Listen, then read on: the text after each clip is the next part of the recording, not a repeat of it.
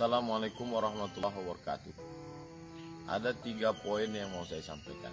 Yang pertama, A'udzubillahi minasyaitonirrajim.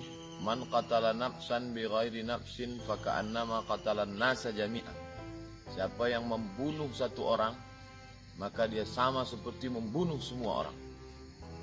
Wa man qatala mu'minan muta'ammidan fajaza'uhu jahannam.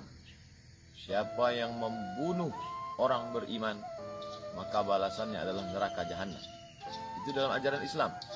Tidak ada satu agama pun di dunia ini yang mengajarkan membunuh sebagai solusi menyelesaikan masalah.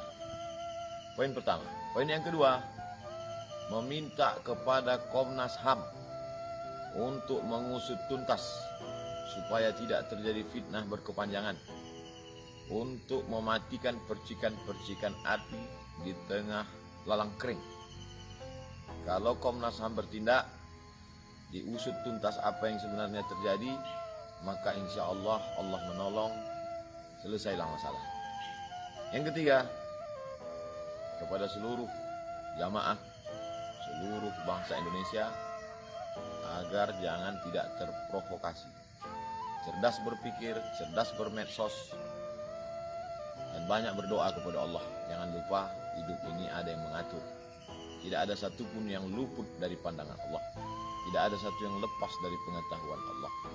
Allah tidak tidur. La ta'khudhuhu sinatun wala naum. Allah tidak mengantuk dan Allah tidak tidur.